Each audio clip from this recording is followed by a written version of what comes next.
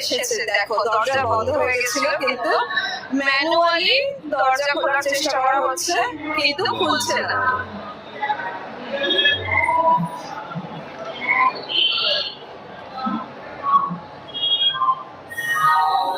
RPF এর হেল্পে প্যাসেঞ্জাররা উঠতে পারছে। দাঁড়াও দেখি দাঁড়ায় কিনা।